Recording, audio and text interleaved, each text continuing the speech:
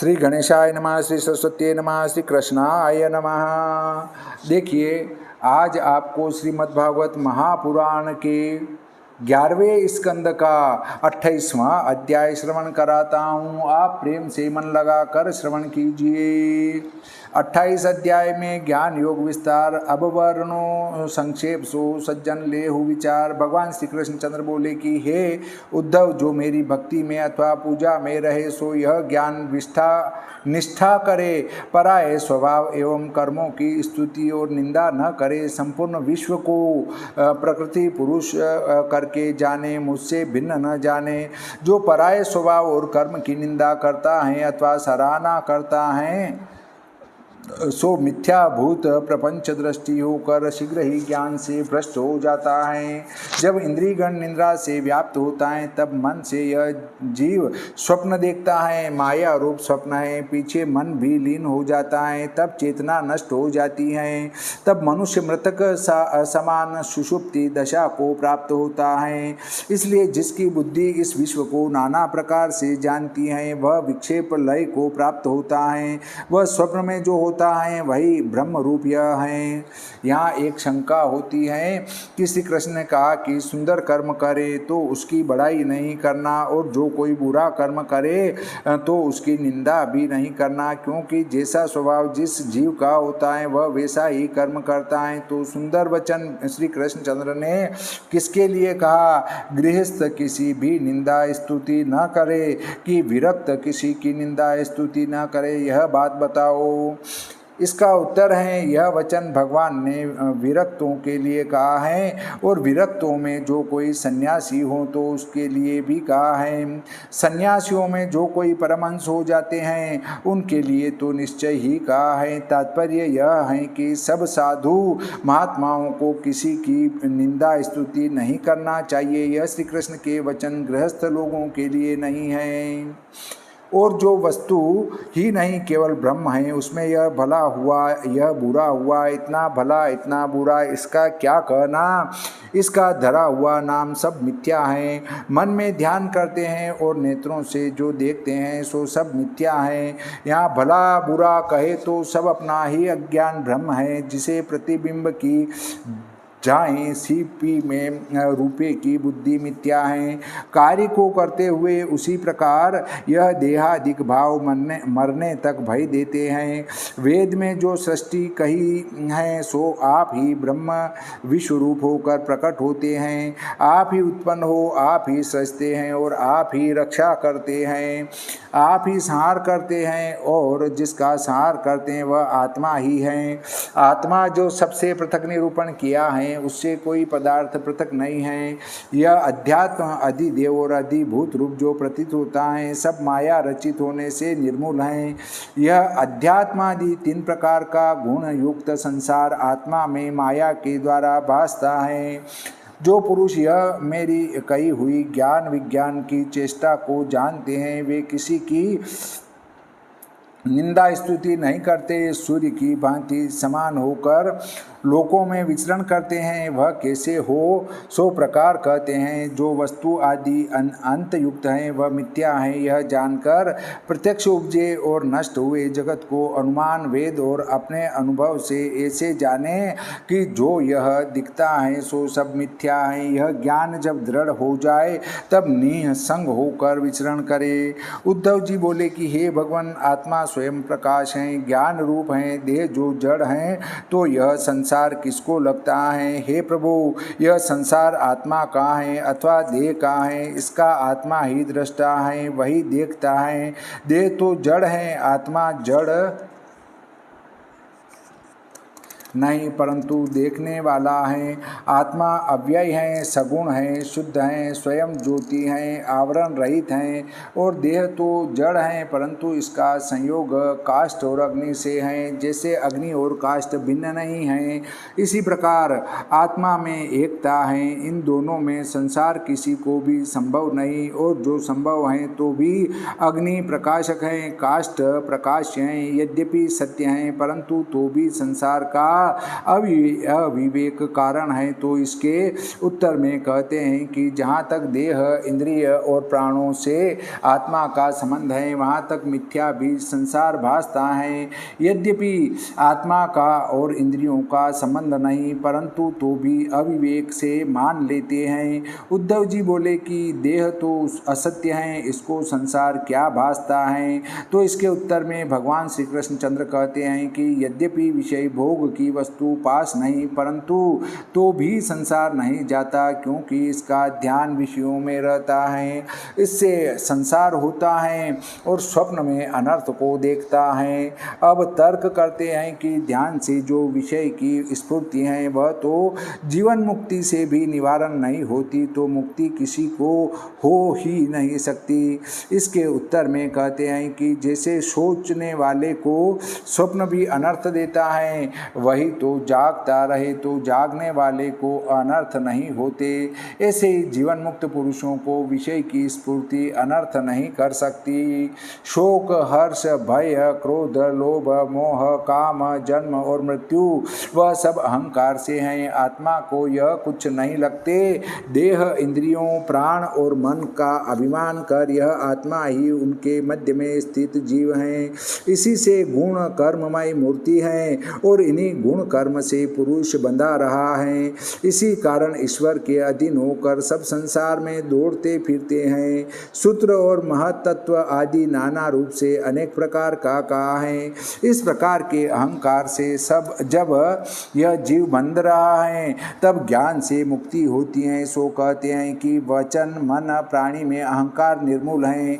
अज्ञान में बहुत रूप प्रकाशते हैं। इसलिए गुरु की सेवा कर तीक्ष्ण ज्ञान रूप खड्ग हाथ में ले इस अहंकार बंधन को काट संग छोड़ पृथ्वी में फिरे। इसका यही उपाय है। अब वही ज्ञान कहते हैं जिसका साधन करने वाला वेद है, सो वेद के कहे धर्म करे। तब विवेक उत्पन्न हो। जब स्वधर्म अपना अनुभव, उपदेश, तर्क इतने साधन से जो उत्पन्न हो, तो उस ज्ञान का फल कहते हैं कि योग, तप है और कारण है और जगत के आदि अंत मध्य में वही हैं। नाना भेद के व्यवहार भी ब्रह्म में ही होते हैं। सो कहते हैं जैसे स्वर्ण अनेक आभूषण बनते, स्वर्ण के अनेक आभूषण बनते हैं और उसकी उत्पत्ति प्रथम भी और पीछे भी स्वर्ण ही है। अनेक भांति होने के उपरांत भी स्वर्ण ही रहता है, क्योंकि स्वर्ण से और कोई वस्तु तो नहीं। इसी प्रकार यह विश्व अनेक रूप से दिखता है, सो भी मैं ही हूँ, ऐसा जानना चाहिए। इस प्रकार विश्व का रूप कहकर इस देह इंद्रियों में जिससे प्रकाश होता है उसका तद्रूप कहते हैं। इस मन की तीन अवस्था कारण है, सत्वगुण, रजोगुण, तमोगुण। यह गुण हैं जो सब कार्य कारण कर्ता रूप हैं। अध्यात्म कारण, कार्य अधिभूत, कर्ता अधिदेव। इस प्रकार त्रिगुण रूप जगत हैं। इस प्रकार भी जिससे होता है और जिसके अनुभव से प्रकाश करता है वह चतुर्थ स्थान ब्रह्म है। इंद्रियादिक के ज्ञान बिना जो समाधि आदि विषय हैं वे ही सत्य हैं। इस प्रकार ज्योतिषियों में भी और भांति न हो तो सत्य है यह कहा। अब तो जो और प्रकार होता है वह असत्य है, इस पर कहते हैं कि जो वस्तु प्रथम नहीं और पीछे भी नहीं, मध्य में भी नहीं, केवल नाम मात्र ही करने को है, जिससे प्रकट हुई और प्रकाशी सो वही हैं, ऐसी मेरी बुद्धि है। प्रपंच का ब्रह्म से अभेद कहते हैं कि यद्यपि प्रथम मैं ही हूँ, यह जो गुण से उत्पन्न हुआ विकार का समूह ब्रह्म का कार्य है, परंतु तो भी ब्रह्म के प्रकाश से भासता है। ब्रह्म स्वयं ज्योति है। इससे इंद्रिय, विषय, आत्मा, देवता, पंचभूत यह सब तत्व ब्रह्म रूप होकर भासते हैं। यह विचित्रता ब्रह्म का ही कार्य है। इस प्रकार ब्रह्म विवेक के हेतु से और देहादिक में आत्मबुद्धि त्याग कर गुरु द्वारा अपना संदेह काट कर सब कामनाओं से निवृत्त हो आत्मा के आनंद से संतुष्ट होकर रहे। जो छोड़ने चाहिए उनका स्वरूप कहते हैं। यह देह आत्मा नहीं पृथ्वी का विकार है। इंद्रियों के अधिष्ठाता देवता प्राण मन बुद्धि चित्त अहंकार यह तो कोई आत्मा नहीं है, क्योंकि अन्न मात्र के आश्रय से रहता है, इससे विकार युक्त हैं। और वायु जल अग्नि आकाश पृथ्वी यह पंचभूत शब्द स्पर्श रूप रस गंध प्रकृति ये भी आत्मा नहीं, क्योंकि जड़ हैं। इस प्रकार के विवेकवत ज्ञानी मुक्त पुरुष का इंद्रियों का किया हुआ गुण दोष नहीं होता। सो कहते हैं कि जो विवेकी ज्ञानवंत हैं जीवन मुक्त दशा को प्राप्त हैं, उन्होंने गुण रूप इन इंद्रियों का निग्रह किया हूँ अथवा न किया हूँ, उन्हें न तो गुण है न दोष है। जैसे मेघ के आकाश में आने से सूर्य को कुछ दोष नहीं लगता और मेघ जाने के उपरांत कुछ गुण भी नहीं लगता। जो निसंग और ब्रह्म रूप हो रहे हैं उनको किसी से गुण दोष नहीं लगता। जैसे आकाश भूमि में आते आते ऋतु के गुण शीत उष्णादिक और वायु अग्नि जल से बंद नहीं होते, इसी प्रकार अक्षय ब्रह्म सत्व रज तम यह गुण अहंकार के हैं। संसार का हेतु कारण से नहीं मिलता, भिन्न उससे उनसे भिन्न भिन्न है। तथापि वहाँ तक माया के गुणों का संगम करे जहाँ तक मेरे दृढ़ भक्ति योग करके मन की विषयाशक्ति दूर न हो जाए। जैसे रोग को भले उपचारों से दूर न किया हो तो बारंबार वह रोग उत्पन्न होकर दुख देता है, इसी प्रकार रागादिक और कर्म जिसके दग्ध हो नहीं हुए तो और सब विषयों में आसक्त मन भी योगी पुरुष को फिर बाधा करता है। और जो योग से भ्रष्ट हो गया हो तो उसका क्या उपाय? तो कहते हैं कि योगी को देवताओं के प्रेरे जो बंधु रूप भ्रष्ट करते हैं, योग के भ्रष्ट होने से फिर पूर्व अभ्यास बल से योग करे, परंतु जो कर्म मार्ग के धर्म न करे, केवल धर्म की ही साधना करे। जो किसी से प्रेरित हो तो मरने तक कर्मों से सुख दुख पाता है, परंतु जो विवेकी हो तो देह में स्थित आत्म सुख के अनुभव करके तृष्णा से निवृत्त हुए विकार को प्राप्त नहीं होता। जिसकी मति आत्मा में स्थित है वह खड़े होते चलते सोते मूत्र करते भोजन करते और भी स्वभाव से दर्शन आदि कर्म करते देह को नहीं जानता। जो इंद्रिय वाले हैं वे बिना देखे क्यों रहेंगे? इस पर कहते हैं कि जो विवेक युक्त हैं वे यद्यपि इन इंद्रियों को विषयों को देखते हैं, परंतु तो भी अनुमान से विरुद्ध जान आत्मा से और वस्तु से मानते हैं। वे स्वप्न की भांति सब मिथ्या जानते हैं। जैसे जागने पर स्वप्न के विषय सब आप ही अंतर्ध्यान हो जाते हैं। हे उद्धव, आत्मा में मुक्तावस्थादि में भी विकार नहीं होता, क्योंकि वृद्धावस्था में गुण और कर्मों से विचित्र अज्ञान के कार्य रूप देहेंद्रियादि अध्याय से अपने स्वरूप में मिले हुए माने गए हैं। वही देहेंद्रियादि मुक्तावस्था में ज्ञान से निवृत्त हो जाते हैं। यह आत्मा किसी से त्याग और ग्रहण नहीं किया जाता। यदि मुक्ति को क्रिया का फल माने तो आत्मा में विकार होता है। इससे मायिक पदार्थों की निवृत्ति का होना ही मोक्ष है। बंध मोक्ष आत्मा का स्पर्श नहीं करते, इस कारण आत्मा में निर्विकार हैं।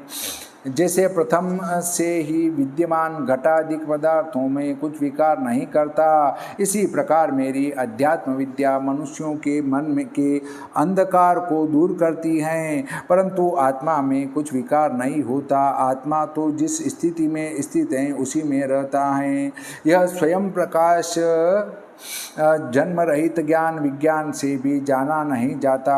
महान प्रताप युक्त किसी विकार से न बढ़ता है न घटता है, किंतु सदा एक रूप रहता है और सबों का प्रकाशक एक है, वह दूसरे से रहित हैं एवं जिसमें वचन की गति नहीं है। श्रुति भी कहती है कि जब आगे गम्य नहीं वहाँ से मन समेत वाणी फिर आती है। जिसके प्रेरे वाणी और प्राण कार्य करते हैं, केवल भेद रहित आत्मा है, उसमें भेद देखना इतना ही ब्रह्म इनका मन का है। अपने आत्मा के बिना इस भेद का आश्रय है ही नहीं, और जो भेद मानते हैं उनका मन दुखित है, क्योंकि रूप और नाम से जो वस्तु कही जाती हैं वह पंचभूत रूप हैं। देह, इंद्रिय, दूसरा पदार्थ, यह मत पंडित लोगों का वाद है। तत्व जानने वालों के मत में वस्तु विचार कर देखो तो सब मिथ्या है। जो कच्चा योगी योग साधता है उसे उसके देह से उठे रागाधिक उपद्रव करके योग भ्रष्ट कर देते हैं। उनको मैंने यह आगे लिखी विधि कही है कि योग की धारणा से चंद्रमा तथा सूर्य के ताप को जीते, आसन से प्राणवायु और धारण वायु से वात रोग जीते, तप ग्रह औषधि से पाप ग्रह कृत सब अशुभ दूर करे, चित्त का दोष मेरा ध्यान करके दूर करे, मेरे नाम कीर्तन आदि से काम क्रोधादिकों को दूर करे, और कितने ही योगीश्वरों की सेवा करके सब दंभ अहंकार आदिक अशुभों को स्नेह स्नेह दूर करे।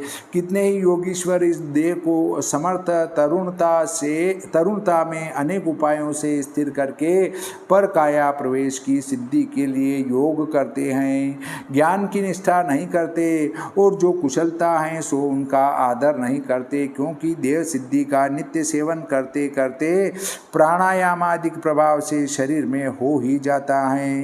परंतु तो भी बुद्धिमान मेरे भक्त पुरुष को समाधि त्याग कर इस शरीर की सिद्धि पर विश्वास करना योग्य नहीं है। इसलिए योगी जनों को चाहिए कि मेरे आश्रय से यह योग करे तो विघ्न नहीं होता। जब निष्प्रह होने पर आत्मा का अनुभव प्राप्त हो और मेरे आश्रय से सब विघ्न निवृत्त हो तो वह योगी आनंद से परिपूर्ण होता है। श्रीमद्भागवते महापुराणे एकादश स्कंदे भाषा टीकायां भगवदुद्धव संवादे ज्ञान योग निरूपणम नाम अष्टाविंशो अध्याय। श्री गणेशाय नमः, श्री सरस्वते नमः, श्री कृष्णाय नमः, श्री रामाय नमः, श्री हनुमते नमः।